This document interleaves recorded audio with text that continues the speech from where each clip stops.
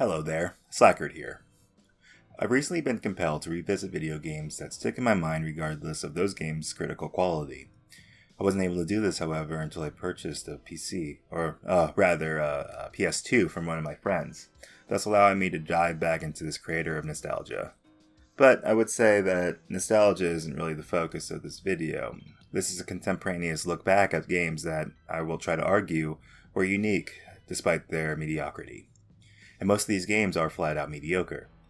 One such game is Marc Ecko's Getting Up, Content Under Pressure, released for the PS2, Xbox, and PC in 2006, with the Windows version still listed on Steam.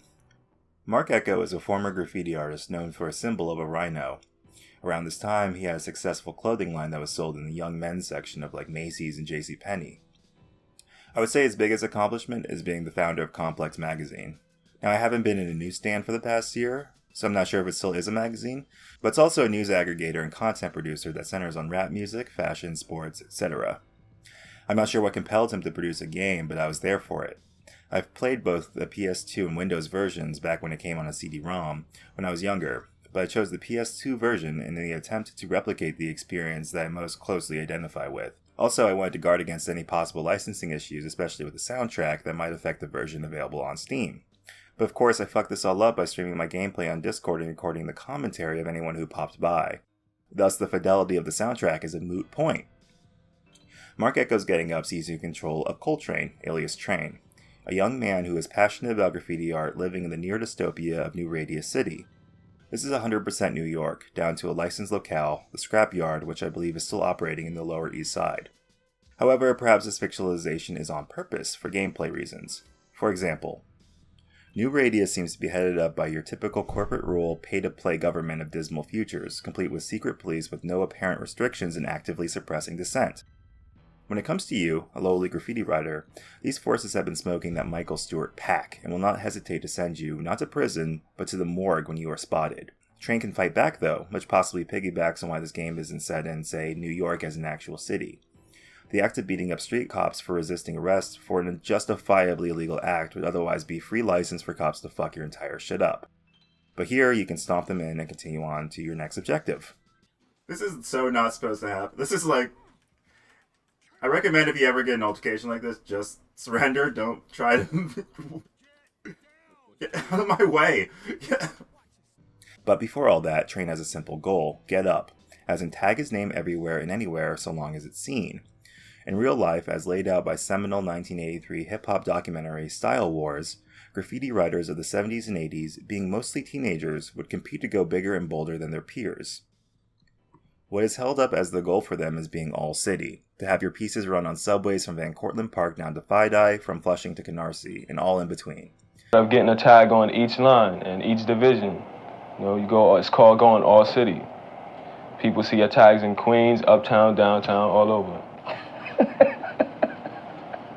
Without explicitly saying so, Train aims to go all city.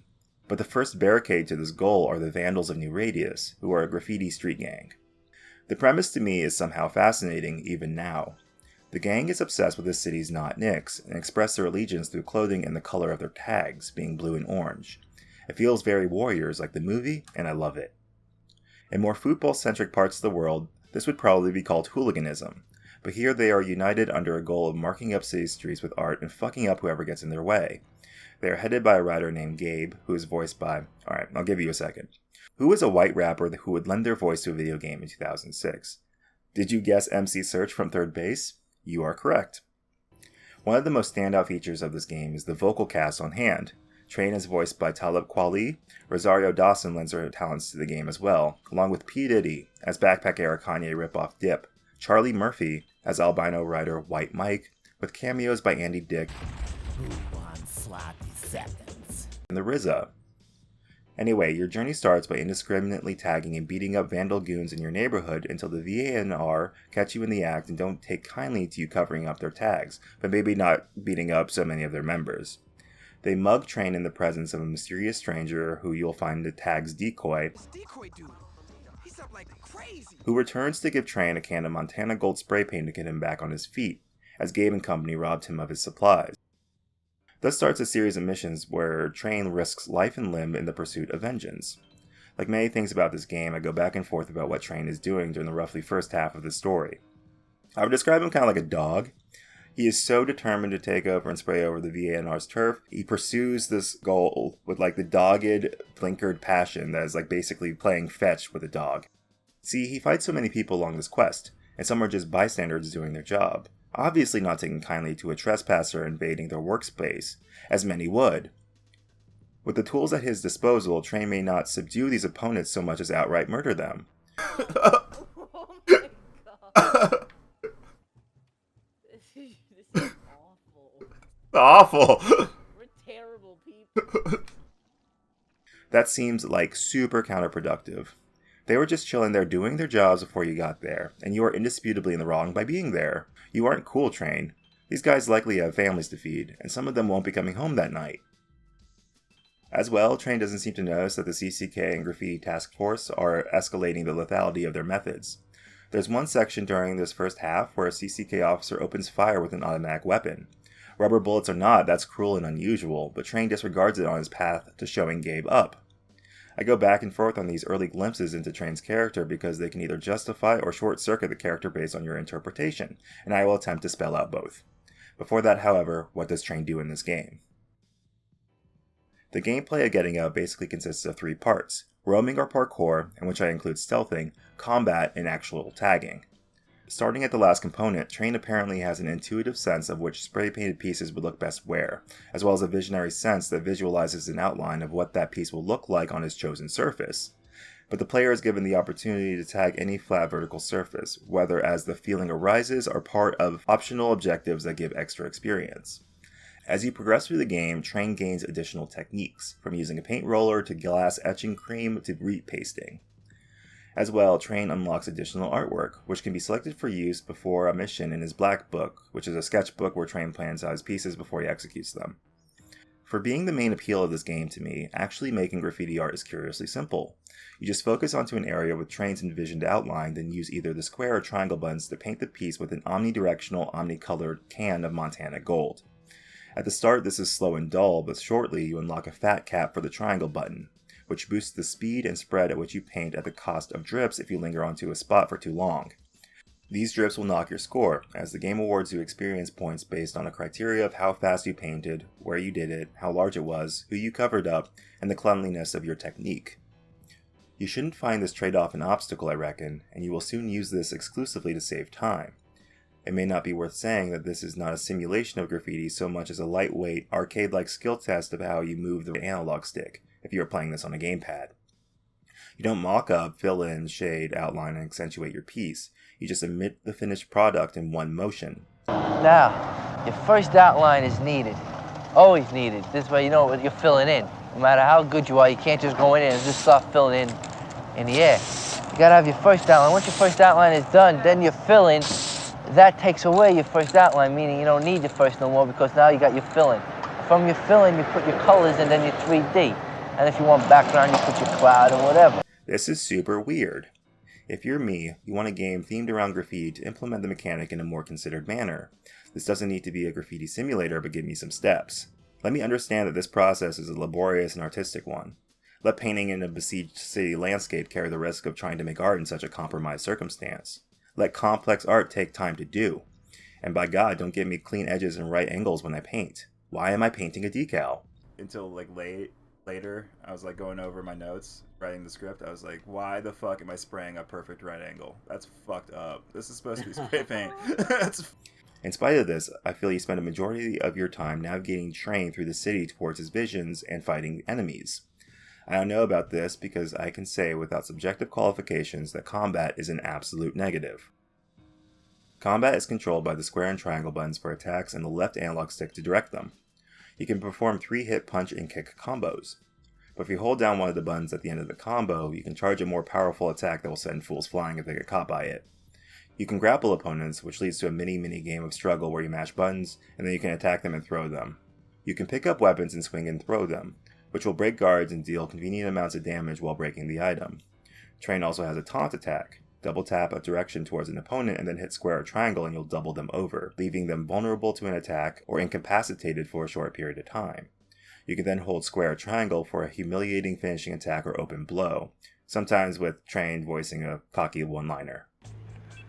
Time to introduce my foot to your ass. This fighting isn't very good. You tend to either curb stomp opponents or get stuck in a stun lock of their attacks. Mechanically, it's way too floaty. If the AI of an op blocks a ground combo, they'll spring to their feet with the blocking animation, for instance. It doesn't seem like much tactic or skill is necessary. Just find a weapon, deplete health, and then try to get them in a sequence their animation doesn't allow exit from. With the camera, it's also confusing, especially in multi-man scenarios. But my biggest stickler is that it doesn't make sense conceptually. It doesn't make sense for Train, and it doesn't make sense for the game. Why is Train getting in these scraps? Why is he capable of subduing multiple enemies, even those that come armed? What is gained from these confrontations? What does this tell us about who we're controlling, the world we are in, and who we have met? See, combat doesn't really feel challenging. It doesn't feel that Train is ever in a disadvantage or unwinnable situation, thus needing to retreat or something. And Train is one guy against mostly an ostensibly trained police force. Now, you can point to a lack of difficulty setting as being the culprit for this lack of challenge, but what I'm really trying to say is that Train is way too comfortable fighting when I can't see how this mechanic contributes to the story being told. Combat is given disproportionate focus, but the feature itself isn't enhancing very good or worth pursuing.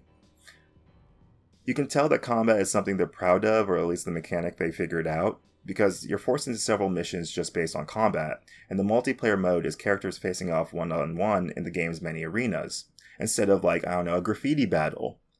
What's worse is the handful of missions where you are tasked to save someone from being assaulted. Why is it that Train has the ability to confront enemies who should be stronger than he is? How come he can surmount these odds? If you fail at these missions, you're informed that the person you were supposed to protect has died. Does that mean that we've been killing opponents in fistfights this whole time? Maybe combat is supposed to signify something about Train, like he's overconfident about his abilities. But that way it could be integrated in the story in a much more nuanced way. Let's say, in the early levels, Train can fight off the VANR street goons and maybe a CCK officer if he caught him by surprise. But soon, the fights become more and more difficult. The cocky Train would soon realize that he can't approach confrontations in the same way. In the way that the story soon shows Train as being in over his head, the combat would be an element that reflects that. You'd spend more time dodging and ducking, finding opportunities, and trying to quickly act on the moments you have if you even decide to engage in combat at all. The last third of the gameplay trifecta is navigating Train through the city to find spots to paint. I waffle on this as I replay it. As a con, the dystopian environment offers mostly bleak, neglected terrain for Train to traverse, so it fits in despite the sameness in aesthetic, as in a subway tunnel doesn't look totally different stylistically from an abandoned building. But what I do like, honestly, is the idea that actually executing the art is a smaller component against the struggle to find and access the desired spot. Wishing pointlessly again, I think it would be compelling if the majority of gameplay would be controlling Train as he looks for viable locations and figuring out how to get to them. However, my feeling is that the graffiti component is almost an afterthought. As you progress through the game, you unlock new options for spraying optional graffiti through Train's Black Book, but I wouldn't say that you get the sense that Train is progressing or evolving or that he's acquiring or honing skills he didn't already have. I wish he started the game only doing bad throw-ups, then refined his techniques to realize more and more advanced pieces, and that pieces with more color and technique require different inputs or mechanics, such as switching cans or staging the final product from outline to finished piece. As you guide Train's journey, he encounters real graffiti legends, from Cope 2 to Shepherd Ferry. Train acts super dorky when he meets these masters of their craft. Shin Godzilla. How the fuck did you get up here? I would like to watch Shin Godzilla. It gives credence to the idea that Train is like a kid or a dog and merely following directions. See, they give story advice, but not really gameplay advice. Some encourage Train to go bigger and bolder, and so he does, as if tagging the high-risk, high-reward spots they inspire him to envision are ideas Train seemingly would not otherwise have thought of. Smith? Is that you? Like, the Smith? Who wants to know? Oh, I write Train, man. Yo, I seen some of your work. Not bad if you want to be king of toys. In order to be a legend, it's not all about what you get up, but how. Learn to lay low and be less obvious. I can smell your ass a mile away. Okay. Now that would be a good place for a tag. SFC representing. So? Come on, yo. Damn. Those that give him advice on technique are completely wasted. Famous graffiti writer T-Kid wearing Marc Ecko's clothing line.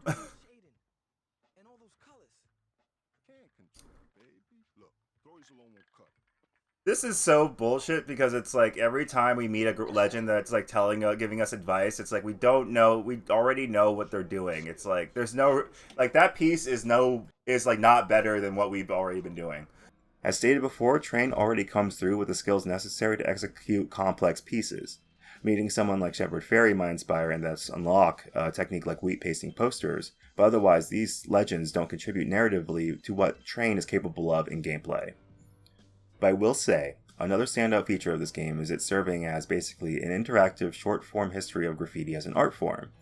Besides meeting these legends and cutscenes, you can run around and take photos of real notable graffiti art through scattered Nokia collectibles. Hold up. Thank you. Alright, later. These unlock pages in your black book with short bios of the artists. In the present tense, my assumption is that people experience graffiti as commercial street art like KAWS, or graphic canvases, figures, or sculptures that betray the illegal origins of most of these artists' beginnings. Okay, quick history lesson from Slack. Graffiti as an art form, as we know it, principally grew out of the circumstances of inner-city youth in New York City in the 1970s, although the etymology of graffiti would otherwise underscore an earlier starting point. NYC in the 70s was barren, near lawless, near bankrupt, and seemingly perpetually on fire, as landlords would neglect tenant buildings to unoccupancy and then torch the buildings for insurance money.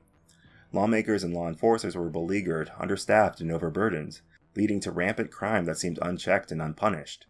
One of the feet that stepped into this void of non-progress belonged to graffiti writers. Much perhaps sociological text was spent in describing graffiti signing one's name as an act of reclaiming space in an environment that otherwise provided little for them. Especially since, as mentioned earlier, graffiti was practiced by the youth, by teenagers, seeking to declare autonomy. So would those sociological papers go. In the 1980s, graffiti became seen as hip and collectible by downtown art buyers. Thus began the commercialization of graffiti as a practice or aesthetic. These kids realized that there was monetary gain to be had in tagging a canvas instead of a wall. I would call this the beginning of street art, where the politicized or sociological interpretation of writing a nom de plume on a city wall became abstracted into an appealing form of commercial enterprise. Okay, so this is less of a critique and more of just like a comment, but I think the game wants to distill the history of graffiti through Train. So like the progression that he makes reflects the progression of graffiti as an art form. So he starts off doing these throw-ups, and by the end of it, he's doing these Banksy rip-offs. I think it's interesting that the game sort of treats this as like the history of graffiti art, and it's kind of done through the lens of someone that was made popular through graffiti and profited so successfully off of it. Now, to me, that history isn't wrong.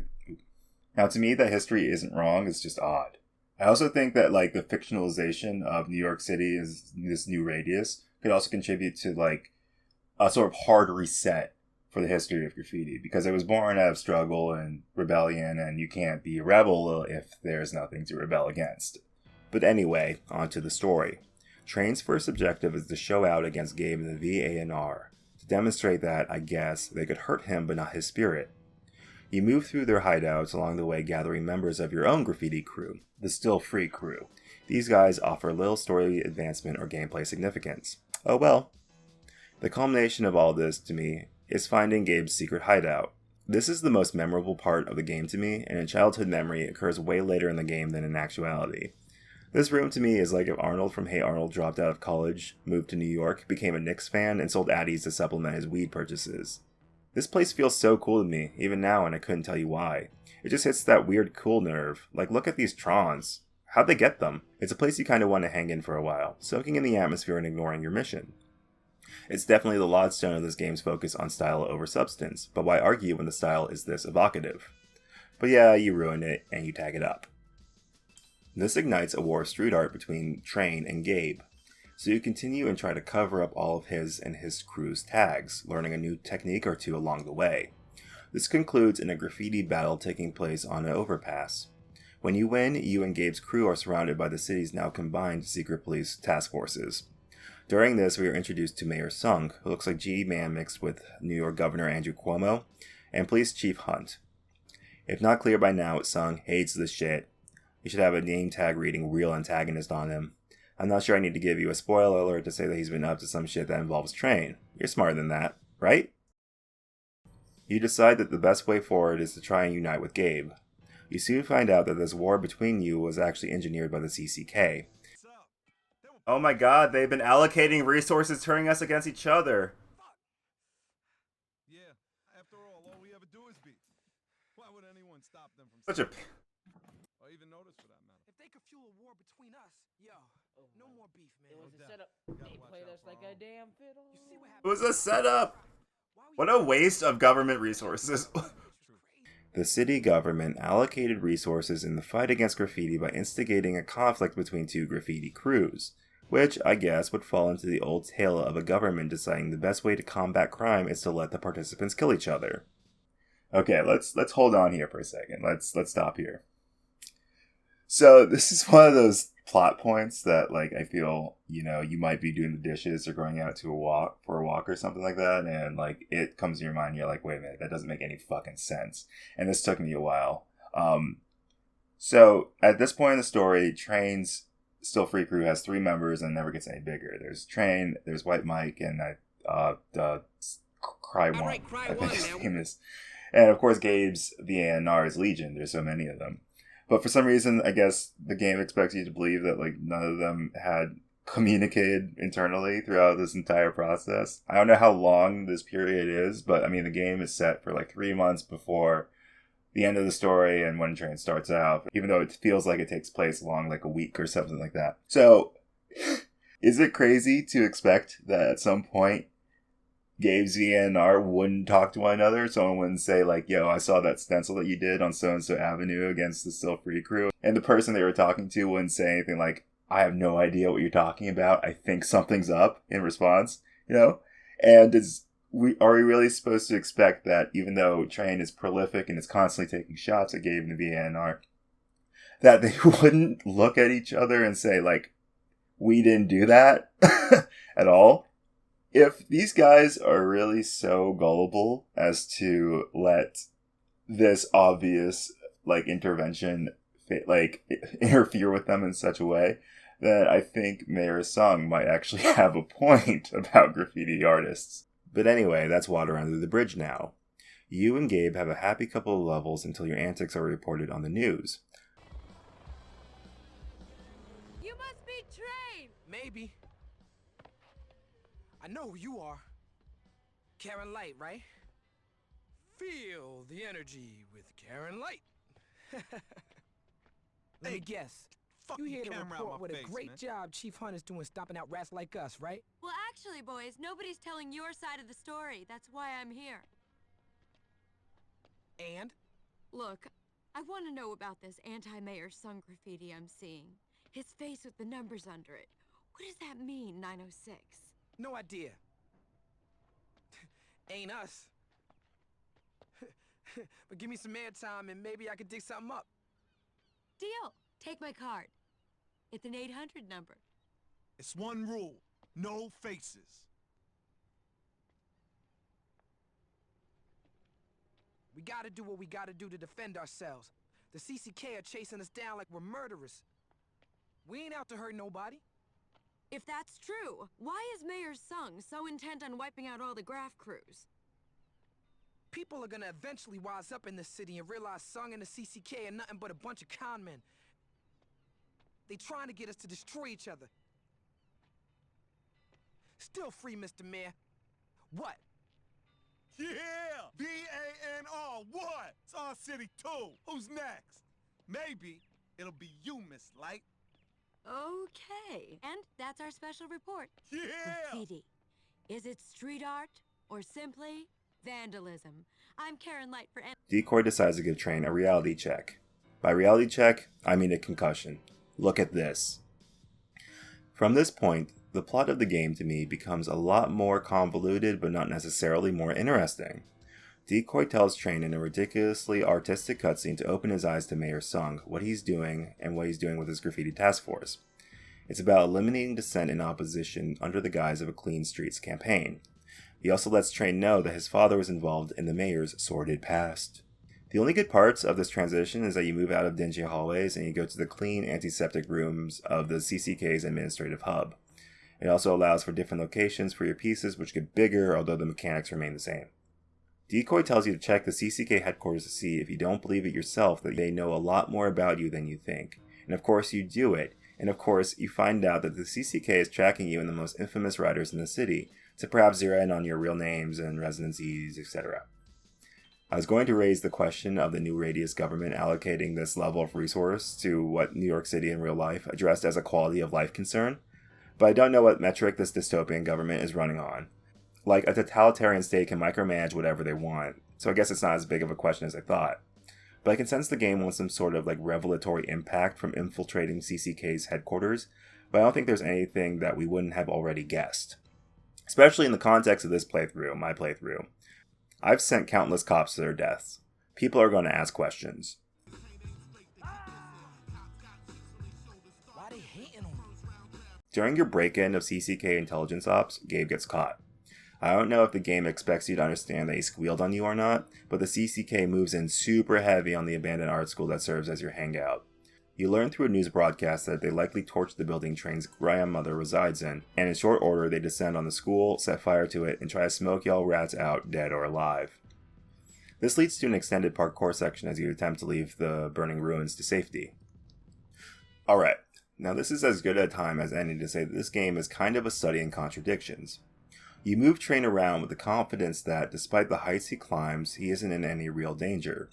This man has arm strength for days, and even the affected wobble Train does while walking along a balance beam type object will only result in Train catching himself before he falls. Big set pieces then don't inspire the awe they might otherwise have if that sense of danger or risk is so far removed. At the same time, you struggle in these parkour sections with imprecise handling and fixed camera angles that will send Train accidentally jumping to his death. To elaborate on the contradictions in the game, enemies are inanely stupid in that early 2000s way, and that they can be easily fooled by Train's gymnastics, even if his route should be obvious to them. This game's sneak mechanic features Train crouch walking while pulling up the hood of his hoodie as in sneak mode. A ridiculous gimmick that allows Train to get absurdly close and deliver a knockout attack by pressing the square and triangle buttons at the same time. However, on the same hand, once they lock onto you in spite of your evasive maneuvers, they will chuck infinite projectiles at you with zero physics, like a laser beam emitting monkey wrenches from their hand to your body. Tangent upon tangent, practically when it comes to these projectiles, they deal a lot less damage than a naked attack, but they're annoying. Firstly, they confirm that Train has been spotted and is being tracked, thus ensuring some kind of battle when you descend from your perch, and they deal damage to you while you're in what I would guess we'd call graffiti mode. There is a real but unlikely scenario in place where you could be deaded by these if you chose to run from a confrontation and enter the painting mode without losing your pursuers. Going back to this burning school level, navigating through these levels manages to be both super signposted but also ambiguous. You quickly recognize the objects that you can climb and traverse, but will spend, if you're me, an inordinate amount of time trying to figure out how to access them. Maybe I'm stupid, maybe I'm going blind, but I found myself in several environments where I could see climbing objects shining in the you can climb me interactable way, but it wasn't clear how to get to them. Game, do not make me look up a walkthrough because I can't figure out how to get over this fucking ledge. A walkthrough. Is there even any walkthroughs of the game? See, there's a pipe there, alright? So there's a pipe there that I know that you can climb over, but that's on the other side of the fucking... Maybe you have to go to the other side of the fence and then crawl over to where you are. Oh, I see. Okay, cool. You go up here. Alright. Got it, I think. I wonder, if you're going to implement an obvious visual of interactivity in a game, then should the challenge be how the player will use those suggestions to access the next area, instead of perhaps cloaking vague progression points in the superficial idea of problem solving or puzzle solving? You escape the burning school to a nearby rooftop, and holy shit, this is a giant spotlight on the issues with how this game forces you into combat situations. So the roof is collapsing and gets shot at by a helicopter, and there are 2 waves of 2 goons each to combat. What I did was run around and pick up weapons, drain the CCK's health, and then try to knock them through openings in the roof to the flames below. However, these goons can pull the same shit on you. Like how ambiguous level design might lead to an illusion of problem solving, the elements thrown at you during this battle might seem like it's challenging, but it's not like the difficulty in combat increased, against my argument that the combat sections shouldn't happen like this. This fight isn't challenging though, it's annoying. If you survive, the Chief of Police Hunt, voiced by Adam West, gets frustrated and says he wants to take you on himself. Excuse me, what? Train just subdued 4 officers of the law, and now he's getting into a fist fight with the Chief of Police? Dude, why? Why did Graffiti Game turn into not Graffiti Game? After you beat him, he orders directives to a sniper on his helicopter to shoot you. He misses, bursting a rooftop gas tank. This crashes onto the roof and collapses the ceiling beneath Hunt's feet. Train jumps to save him, as one does, but is unable to rescue him, and Hunt plummets into the flames to his death. After this shock, the crew that you've assembled says that they were in this to make graffiti and not get shot at, which is super reasonable, so they dissipate. Without a crew, you try to track down the missing piece, Gabe. You chase him through a few chapters before having, you guessed it, a combat-centric mission with Gabe. Here, you are instructed to throw Gabe over a ledge that leads to a giant drop onto a train yard. You do this because you haven't figured out that Gabe ratted you and the crew out. This is another struggle with annoying mechanics, as Gabe will retreat often behind piles of bricks and chuck them at you with pinpoint accuracy and NBA art. However, you can cheese this battle by just knocking Gabe back against the expanse, which the computer might just set themselves up for. Gabe spills the beans and you leave him hanging like a hero, over what looks like a certain death fall. In the meantime, Mayor Sung's sexy private assassin, excuse me, what, part 2? Who arrested Gabe and got him to snitch, has capped a decoy. Let's pause for a second. These graffiti artists have evaded arrest and capture for so long and so effectively that Sung has had to go and hire his own Agent 47 to finally put an end to all this. From what I've gathered, Sung hired Train's father to assassinate his political opponents in exchange for his father's jail time. It's kind of like what happened in the last part of Belly. Sung's campaign against graffiti is then not so much a vendetta against defacing public property and costing the city's taxpayers millions. That's my money that's being diverted from providing me with good, safe, secure, rapid transit. But a personal agenda to snub out who he might think knows about his past and is capable of disseminating the information, essentially tying off loose ends. Makes sense. While the missions in this latter half have taken on a political tone, this is where the mission is overtly stated. Your art is the medium for spreading an essential political message against oppression. Also, through these later missions, I felt something that I don't remember feeling while playing this game as a teenager. Boredom, impatience. Even if I forgot the details of the story, I knew that there was going to be some big set piece that would expose the truth in a final boss battle. That happens, and in response to your campaign, Sung resigns. I think the stage is then set for a new antagonist and new sequel for a game that never was. RIP! At the end of the day, I think Train as a character could be seen in 2 main ways. Either his relentless pursuit of fame, backlit by his desire to destroy the VANR, is only matched by his relentless tenacity to post references to Sung's corruption everywhere, or that he only got his heroic final act because it was just another mission, just another finger pointing in a direction that he ran towards. Thus he has no real autonomy, decision-making, or moral obligation. It's just another thing to do filled with obstacles he can overcome, just like the obstacles that came before. I think there might be something in there about Train as an everyman capable of going against a bigger monolithic thing, but as Train seems to be the only person in this damn city capable of defending himself, I would look at him as an exceptional person. Now to be fair, I think you play many games like this, especially open world action RPGs, but it's just a shame with the setting, cast, and concept we have here. See, even if you can't relate to it, I like that the first half of this game centers around the petty beef over graffiti and turf between Train and Gabe. That's realistic, digestible, and it doesn't ask me to identify with Train as a good guy, just as a guy with dogged aspirations. Maybe it's an adult filter, but this last half loses me. Now, in many places today, graffiti art is still an act of protest, especially when the government controls the flow of information. But having Train take up the mantle of decoy, who never properly establishes himself in the beginning of the game, to expose Sung's corruption related to his father, that's so forced and ridiculous, but also not as compelling as the first half's story. I can't buy that I go from breaking into Gabe's hideout for the purpose of fucking it up to infiltrating government buildings, circumventing manned security stations, and defeating goons on their patrol for the purpose of justice or exposing the truth. Also, this latter half borrows or steals so many elements, and you may have seen a TV show or movie with the same idea, and I'm confident they did it better. The takeaway message at the end of the game, I think, is that graffiti, like other tenets of hip-hop or street culture, is an art of resistance against the dominant monoculture that seeks to minimize, reduce, and essentialize voices, and that whatever crimes Train may have committed, they pale in comparison to the biggest gang of all, the government. Whatever. Have any of y'all watching played Def Jam Icon, where the story mode of that game is mostly based on being a record label owner getting into street fights until you inexplicably find yourself in a fist fight with a corrupt police official in a skyscraper? The idea is kind of the same. I think what's important is context, beyond the absurdity of these plots. When these games were released, their respective subjects, graffiti and rap music, were no longer innocent but transgressive expressions of an underheard culture, but big commercial giants piggybacking on their legacy of subversion. So the story of Getting Up feels so corny and played out as it enters this conspiratorial angle. Marc, Ecko, and Obey Giant, for instance, featured in this game, were already big clothing lines at this point. I'm not saying that capitalization in your skill negates your message, nor does becoming successful negate your message, but that the end message is not relevant or captivating to me of the greater significance that the game holds when you do it in such a heavy-handed, self-serving manner. Like, think if this was the game.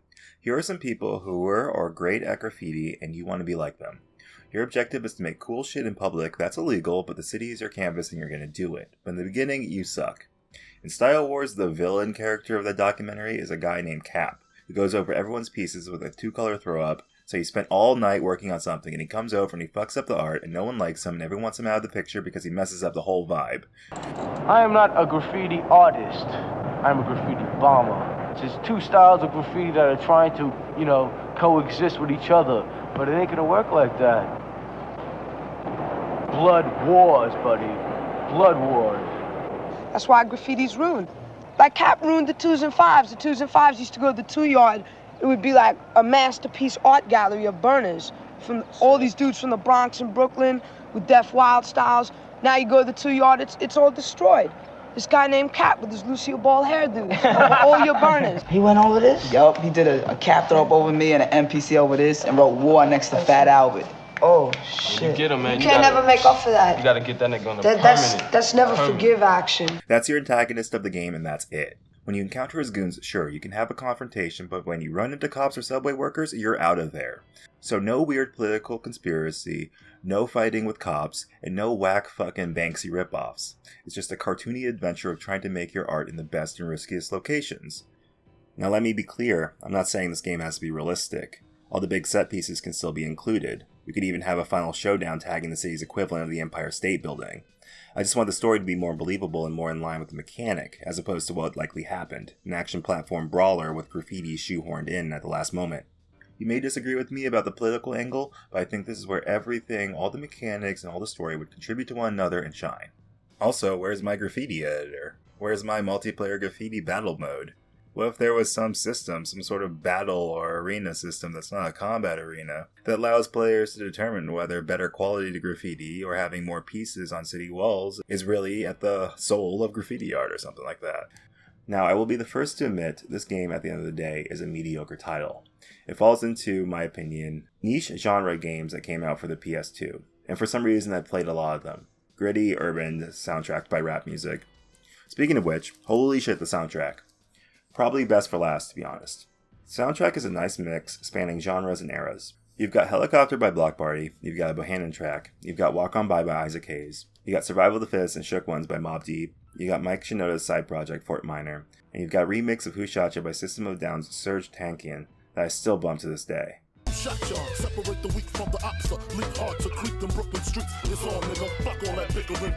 The best part of these games are usually the soundtrack, and this is no exception.